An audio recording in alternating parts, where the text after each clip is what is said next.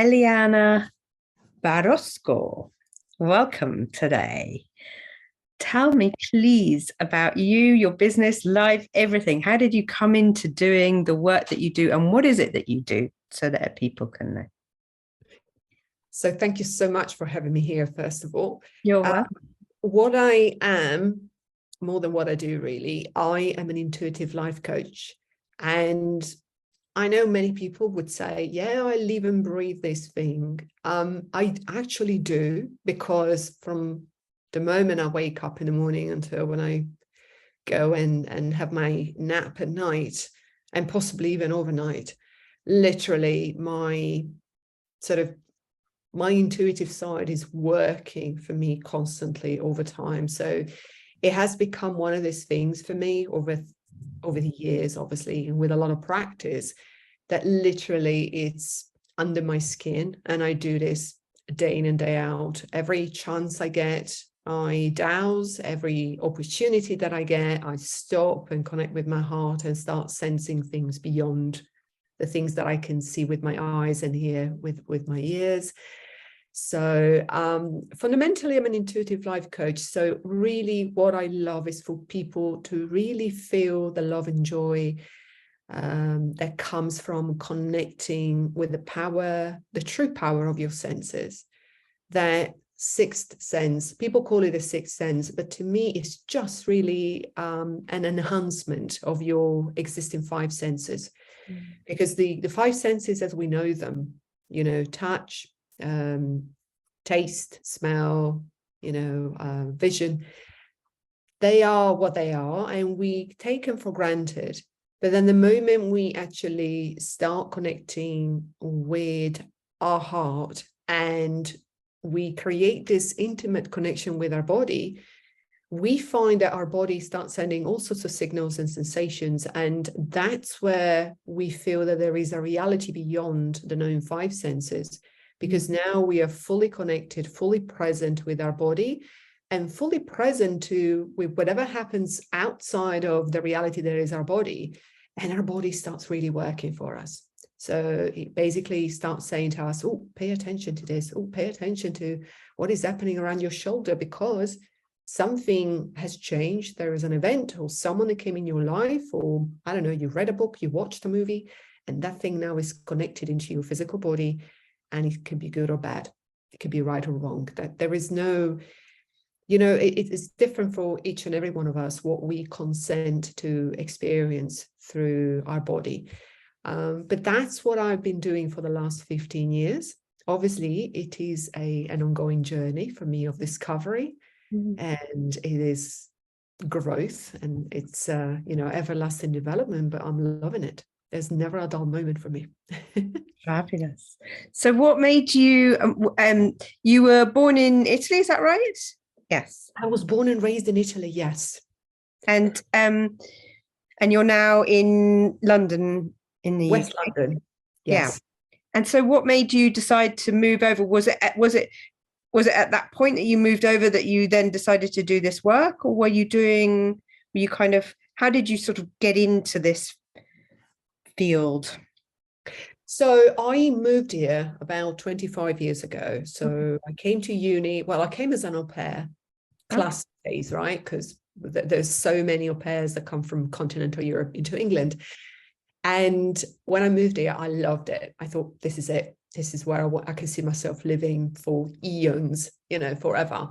Then I came to uni and I never really left, except for, traveling to the United States for a few years. But for the last 30 years, for the first 30 years of my life, all I wanted to do really was to feel part of something. So for me to move to England was very important, because when I was 4 years old, and I remember at the time I was still living with my mom and dad, because my mom hadn't separated yet from my dad, my alcoholic dad. I had this vision when I was sitting in the balcony in my home, where all of a sudden I have this clear vision of me being in a place where I see people speaking a foreign language that I couldn't understand. I saw what they were actually double-decker buses. At that time, I had no idea what double-decker buses were. So I'm looking at this reality and I'm thinking, oh, I like this. I didn't know what it was. I was 4 years old. So I knew then that I had a vision about what my life would have been like 25 years later, but I didn't know yet what it was. And for me, it was important to follow because it was thanks to me coming to England that my transformation into becoming more intuitive actually became a reality, because I was kind of raised by a family of very kind of, very sort of traditional Italian family.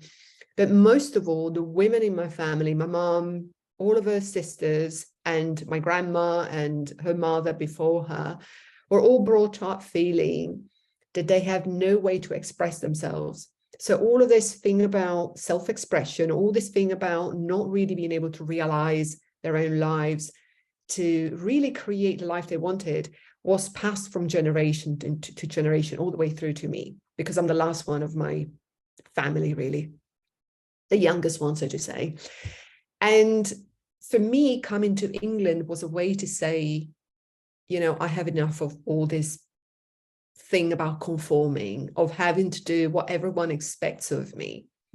But I didn't really pull the plug even when I moved here, because between me feeling the pressure of my family and me being bullied when I was a little girl, because I was talking a lot to trees, I was talking a lot to the air, to the wind. And obviously I was really bullied by the children at school, by my school teacher as well. So I was only about 6 or 7 years old at the time, but that stayed with me for so many years after that, because again, they saw a little girl talking to herself, and they even called my mum to school to say, your daughter talks a lot to herself, so perhaps it's time that you take her to see a specialist, a doctor. And my mum said, no way, I'm not changing my daughter. But she was very supportive, and my mother has always been very supportive, because she knew that there was like a tiger raging inside of me that wanted to break free of the cage. So she let me do this because she said, I can see that you're unhappy here in Italy, and I know you want to find your future somewhere else, and you will eventually find what you're looking for. But obviously I had no idea that I was going to kind of move into the world of becoming intuitive until like 25, 30 years later. Because when I moved here, I went to university, and then I chose the life on the fast lane. So working in the city, working in financial services, basically having the time of my life, or what I thought was the time of my life at least, partying a lot, clubbing a lot, traveling a lot around the world. And I thought, yes, I've arrived, I've made it. And then all of that stopped in 2012 when I had a major illness, right? A very rare disease, which is called subclavian DVT, a deep vein thrombosis. And exactly, and people, even I've heard of DVTs, but never subclavian. It's under your collarbone. Yeah. And I thought, okay, what on earth is that? So I went to see the specialists in Harley Street at the time, because I had medical insurance from my workplace. And, none of them could actually pinpoint the root cause. They were saying, oh, it could be caused by, I don't know, did you change a light bulb? Because it can cause a compression under your collarbone. Oh, did you do rock climbing? No. You do martial arts? Yes. Oh, okay. Then if you get thrown on the mat through your judo classes, I don't do judo, I do karate. Okay, so what is it? They didn't know what caused it. So they started with the usual responses. Templated responses. Is genetic, it must be running in the family, it must be pure coincidence, bad luck, and on and on. And obviously my life went from being a journey of 100 miles an hour to zero from one day to the next. What side effects was it causing then? So what happened is, I didn't know. So I went into a state of severe depression. So when I went to see the specialist, I went to see a friend of mine who was a Chinese medicine herbalist. And basically he said, look, I can help you rebalance your digestive system, but I can't help you with a compression. So I had a treatment with him for like 2.5, 3 months. And I was feeling on top of the world because my digestive system again was working really well. But then he said, look, I can't help you with a compression. You need to investigate beyond what we think is normal medicine. And I said, well, what do you mean by that? And then he sent me some videos by these Russian clairvoyants. And I said, oh, for God's sake, my reaction was, I was so cynical at the time. And obviously when I began opening up to the world of the senses, I realized then how cynical I had been for 25, 30 years, because really I kind of closed myself like a hedgehog away from really expanding, and really embracing who I'd been since I was a little girl, because I already was very sensitive when I was a little girl, like most children are. Mm-hmm. So I decided, he gave me the name of this clairvoyant, and by coincidence, by pure coincidence, I find that the next weekend there's a course ran in London, in West London, so 10 minutes away from me. And I thought, okay, that's a pleasant coincidence. So I went there, I had a weekend course, right? And honestly, it was literally like driving a Ferrari. First time you drive a Ferrari ever, you think, okay, am I speeding? What is this? Why is this car going so fast? You feel like you can take off and you're losing control of everything, really. So I was exhausted because it's a lot of brain work for someone who's kind of not used to being in that space. Bottom line, I left Sunday night and I thought, this is just a bunch of BS, right? What? It can't be that easy. It cannot be that easy.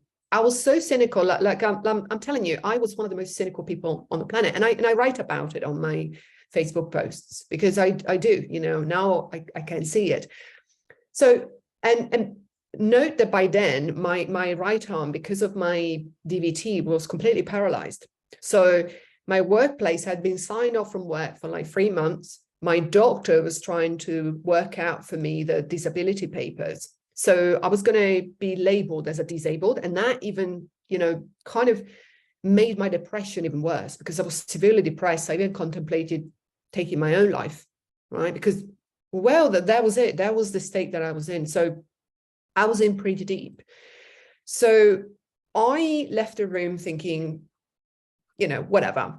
And then obviously I went back to my daily routine of doing nothing because I couldn't do anything with my right arm. And then I thought, you know what? Let's give it a go.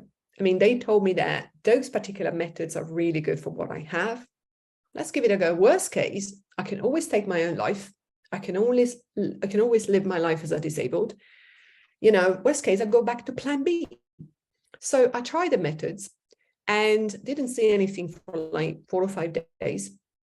And then the next week, I think it was about a week later, no more than a week later, I dropped something on the floor and I reach out and pick it up. And I didn't kind of realize what had happened. But after a while that I'm poking things in the kitchen, I realized that I picked it up with my right hand, not my left arm, not my left hand. And I thought, okay, wow, that was the light bulb on my head. And I thought, okay, what's happening here? But again, it's me still in the world of coincidences, luck, Yeah. So what I did is I tried the methods again. And by the second week, my arms started feeling lighter. So all the sense of feeling heavy, that I couldn't move it, is slowly going away. And I can feel like I move my arm again and everything begins to work and work more. And I thought, okay, there is definitely something here. So I keep doing the methods and I find myself, and this is another 2 weeks later, again, feeling that I can pick up my grocery bags with my right arm, that I can use it to shower, to wash my hair or whatever, to do this kind of movements that we take so much for granted, right?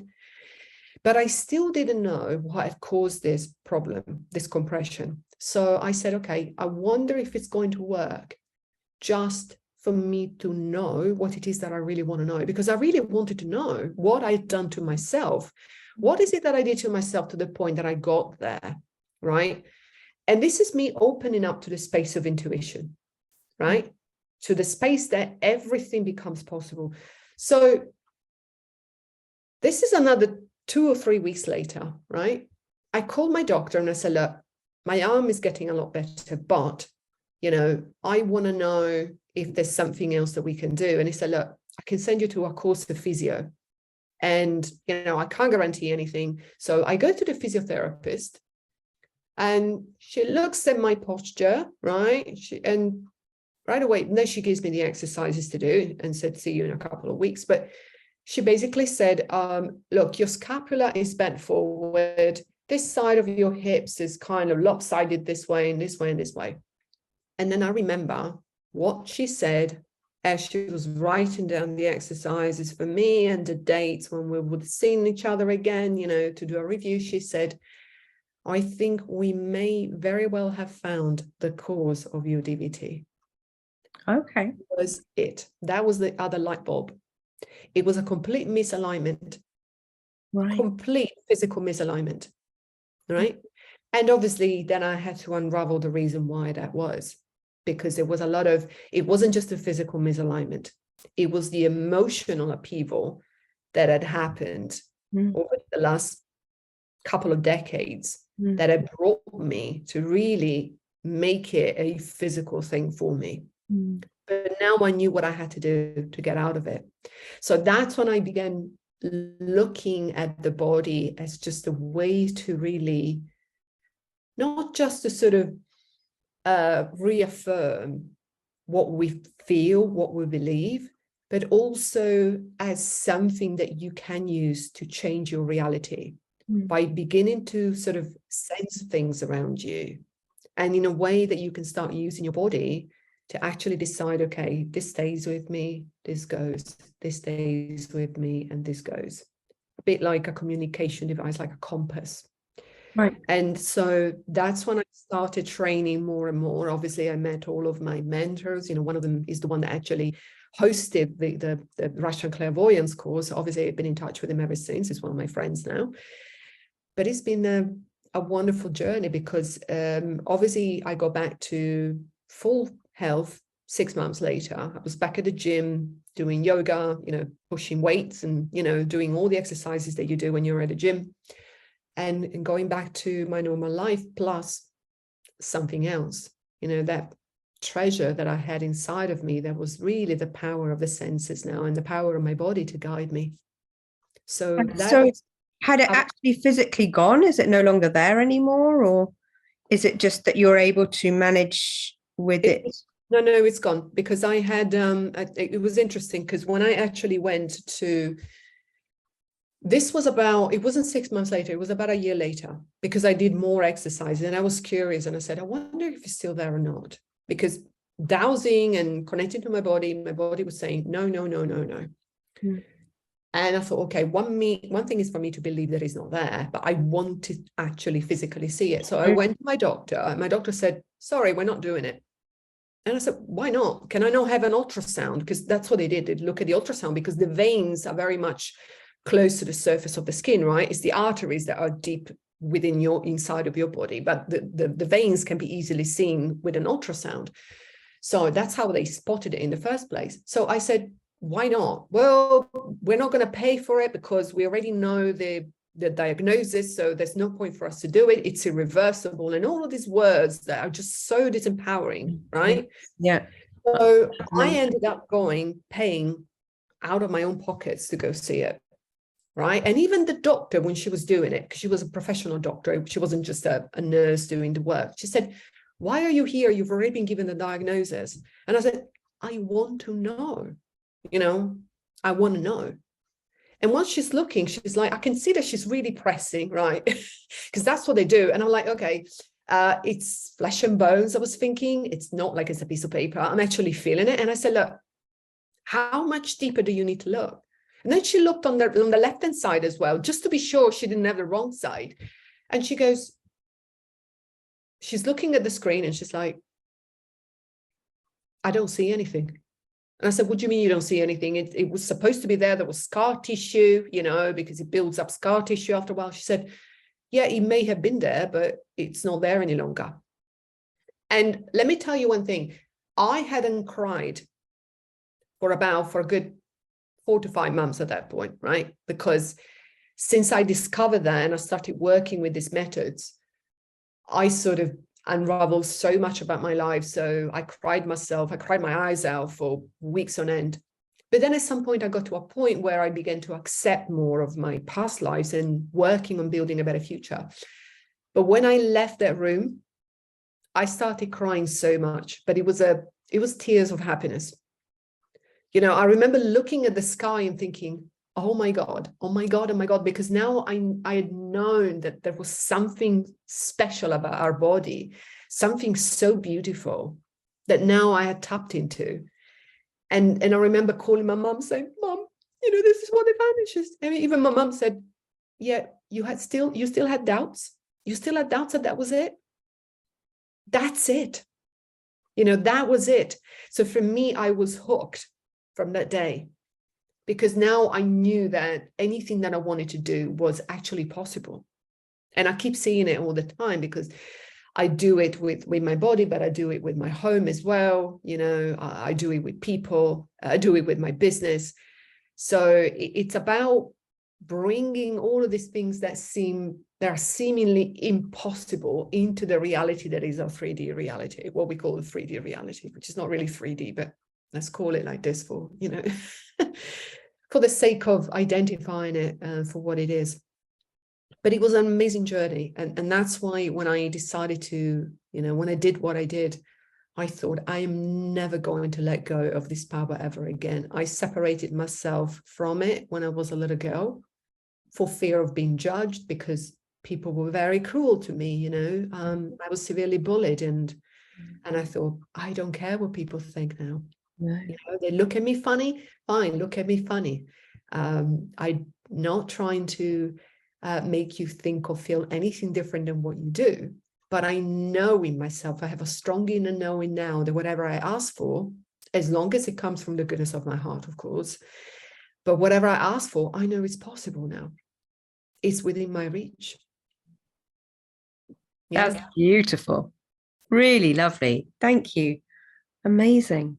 Absolutely amazing. And yeah, I mean, it's something I already straight in my mind. I can think of somebody that would definitely work very well with you. And so yeah, do you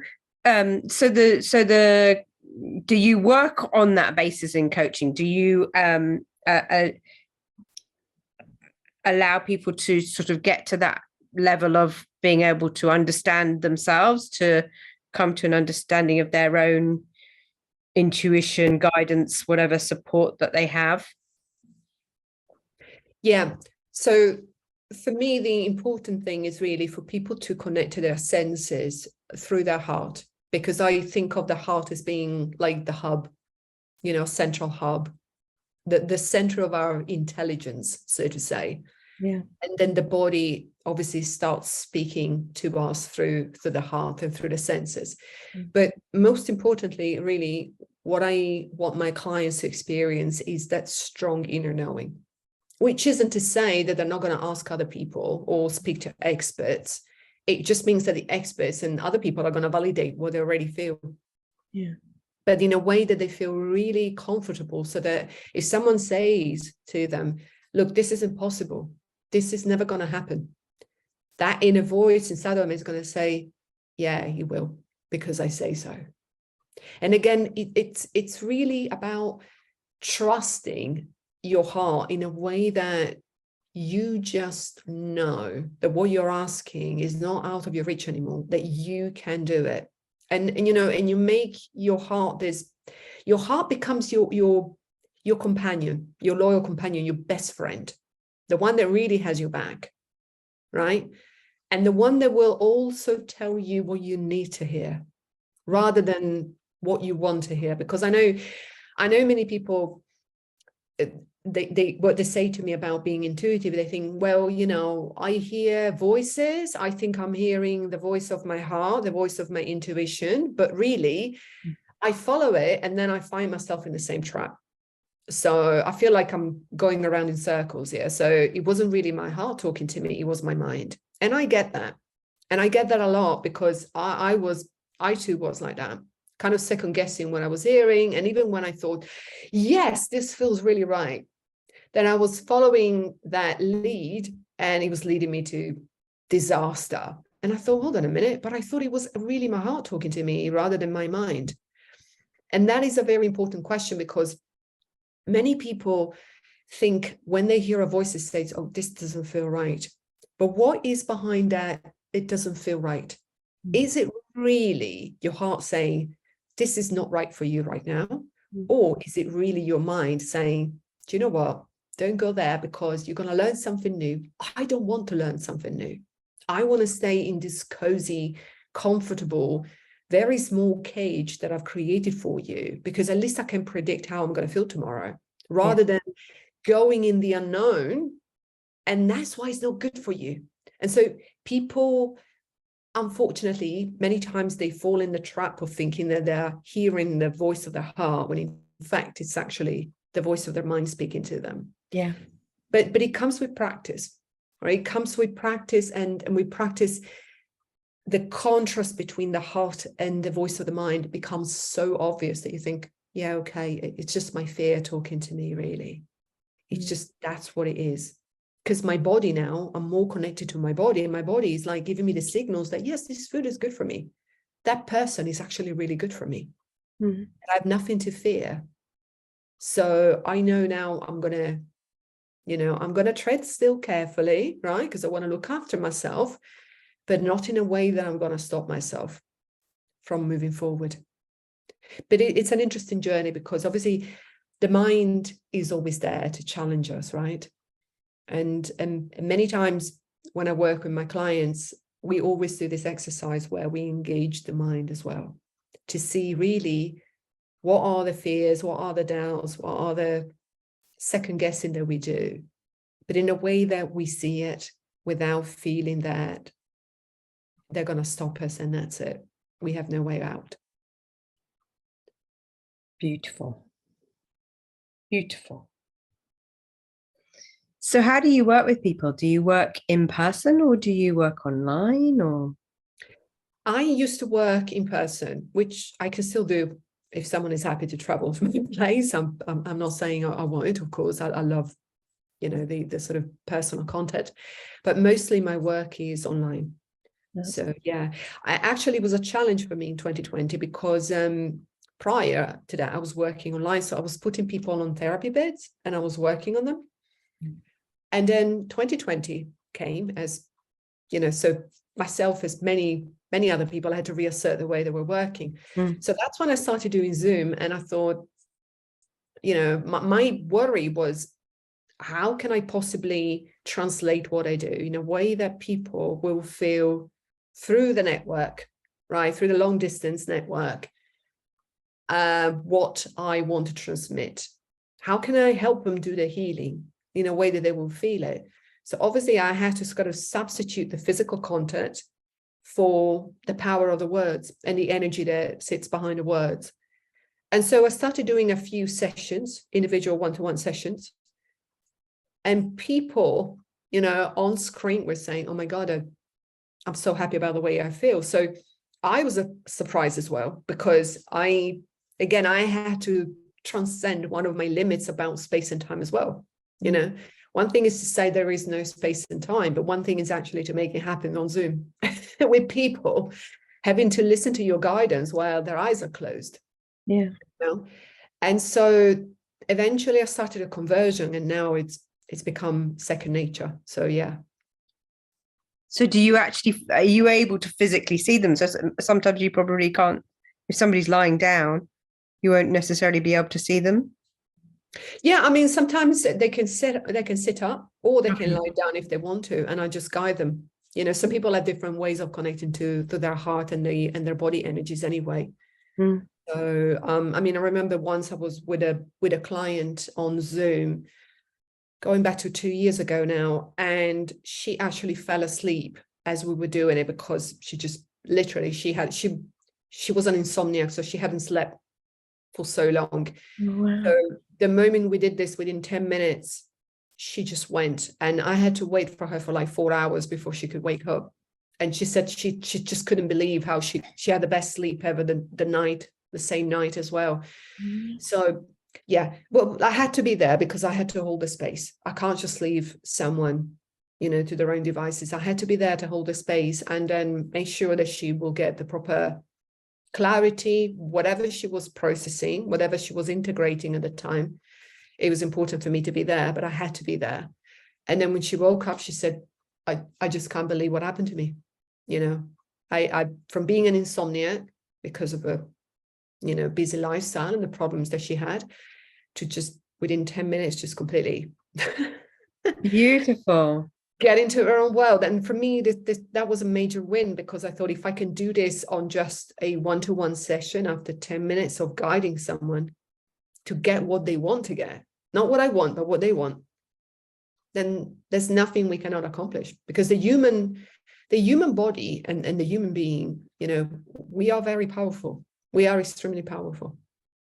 So we can tap into these kind of hidden energies so much. It's just that we don't know how. But as we learn, we discover more of how we can realign our body to the kind of state of inner joy, the state of contentment. Yeah. To feel the energies are more in balance. And while obviously we deal with our minds and with the worries that vex us every day. Yeah. Beautiful. So I'll need to book you in then for myself. I look forward to it. and then every one of my clients do. No, that's absolutely brilliant. Yeah, no, I really definitely would like a session just to see how it is. And yeah, it's a definitely to refer people across to you, because I can think of the more you talk, the more people I can think, oh, that would be good, that would be good, that would be good. So yeah, I would definitely love to invite people into, and certainly just now being able to have this to be able to, for them to see whether they would be interested, and to see whether it attracts them in, which I'm sure it will, because certainly for one person in particular, I think would definitely. So yeah, I thank you. Is there anything else that you'd like to add? Is there any?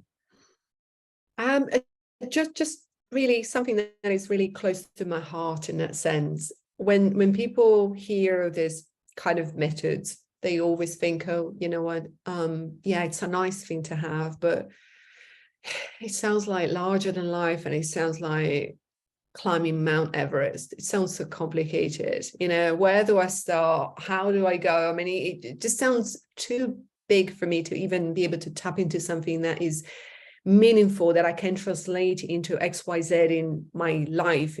How does that translate into me being happy with what I do 9 to 5? How does this translate into me sort of repairing the relationships that I have with my partner, with my kids, with other people, the co-workers?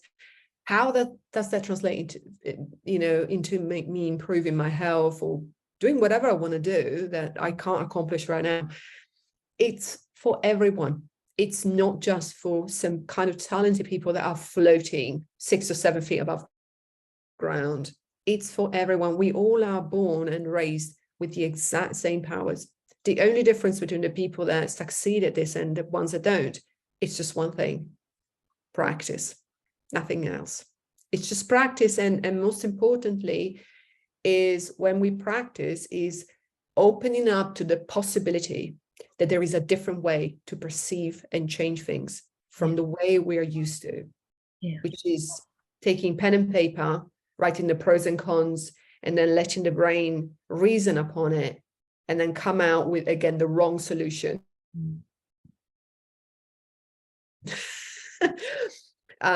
So it's just opening up.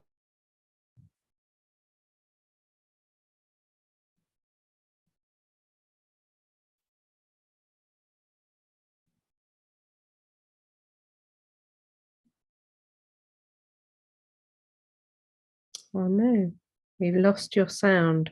A bike. Sorry. I lost you for a second, and I think it's my internet connection that's went unstable for a minute there. Apologies. That's all right. Sorry. So it probably will have, everybody else would have heard it, maybe not me.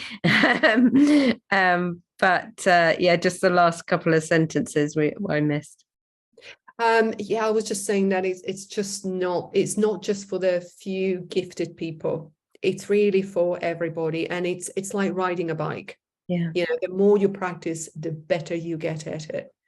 You know, it's up to you how far you want to take it. If you just want to sort of kind of fine-tune that sense of trusting your so-called gut feeling or your senses about someone or a place or some foods or something else, or whether you want to take it to the next level, right, and learn how to deal with your deepest fears, or whether you want to take it up a notch and begin to fine-tune your inner vision, your power of touch, your senses, to sort of sense the invisible world and understand how that interacts with your physical body.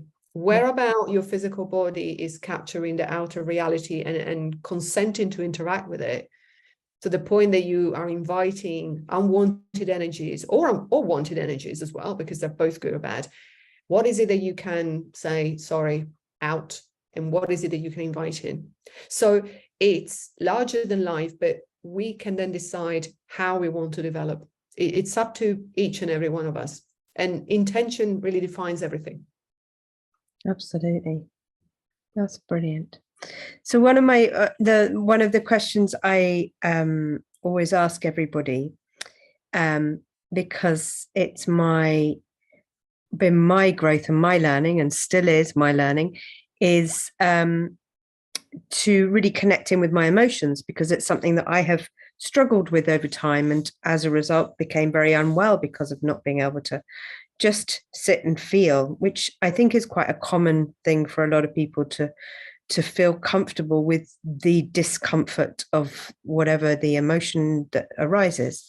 And so one of my questions is quite simple, but also can be quite profound. But how are you? How am I? Great.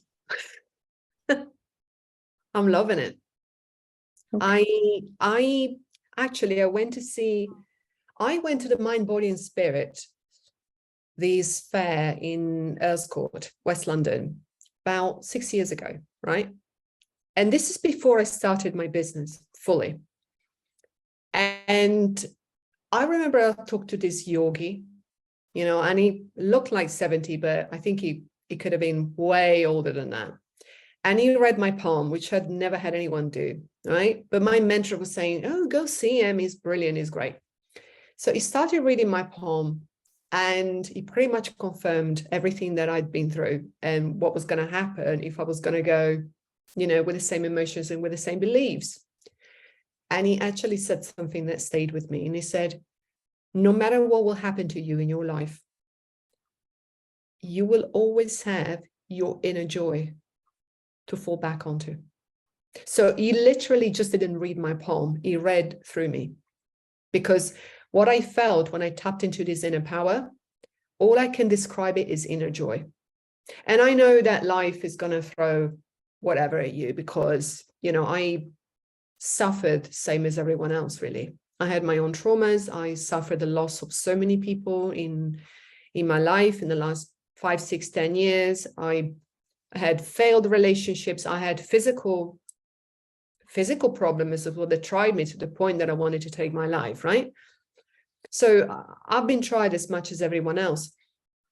But that deep inner joy, it's something so precious and something so powerful that I know nothing that will ever happen is ever going to take that away from you. And it's not the inner joy of saying, aha, I'm sick. Oh, let's have a party. Oh, someone passed away. Let's have a party. No, but it's that contentment, knowing that I'm here for a reason, knowing that, yes, life is transient, that everything changes. But even in that state of impermanence, I can be truly happy and appreciate what I have. And obviously, it's something that comes with practice. With practice, you do get that click at some point and say, I appreciate myself for who I am. And I know things are tough, and potentially more things will be tougher in the future. But I have so much compassion for myself and so much love for myself, for who I was and who I have become, that I'm never going to let go of that. Beautiful. Yeah. But of course, you know, I am human, you know, and as you know, I'm Italian, so we all have a temper issue. I think the greatest thing for me was actually to control my temper. And it's always been like that for years, because I come from a family of very angry women, you know. Right. So for me, controlling my temper and controlling the anger and finding out especially where that anger was coming from, the source of that anger, was a primary thing. Yeah. And I still see it now and again popping up and say, hi, I'm still here. But, you know, what I know now, I know that it's not going to stop me. Yes, I see it. Yes, I will feel it, but it's okay fundamentally. We are humans, right? So it's okay to feel the way we feel. It's okay to give ourselves permission to feel the way we feel. And it's important because it's part of our humanity. Absolutely. Yeah. Completely agree on every level. Beautiful. Is there anything else that you would like to share? Any kind of, do you do courses, or do you just work one-to-one with people? So I work in groups mainly at the moment. Obviously, one-to-one are always open. But I've started an academy back in end of November, beginning of December, which is an intuitive academy. Okay. And I am going to do a free experience in the next 2 weeks, which is called Embody Your Inner Joy. Okay. Because I want people to actually feel on their own skin, literally, what it means to basically create inner joy and what it means to really tap into the power of the inner joy, right. Which isn't just the joy of walking the dog in the park or spending time with friends. Yes, that is great. And we all need it, right? Because after this, I'm going to do my favorite thing that brings me joy, which is make my own food. I love poking in the kitchen. I love chopping vegetables and seasoning them and do all these wonderful things. But there is another inner joy that we can create from within, and that is going to be the core of the 3-day experience. It's a free 3-day experience that I'm running, so everybody's welcome. It's going to be in our Facebook group. Okay. And I'm going to basically show people how to kind of create inner joy from the space of the body, from the heart, the space of the body, and the space of the senses. Brilliant. I'm in. And I'm definitely in. And now will you just give me the links afterwards so I can put them in this group and get allow for people to have access to sign up.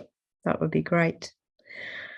Thank you so much. Thank you for coming today. And I'm looking forward to talking about you to everybody I know and sharing that. All that you've talked about today. So I wish you well, and I'm looking forward to your three. Well, that's quite hard to say, isn't it? Free. It is quite hard, actually. Yeah, I just say 3-day experience, and it's free. Yeah, that's better. Brilliant. Thank you very much for sharing that with us today. Thank you for having me. It's been a pleasure. You're welcome.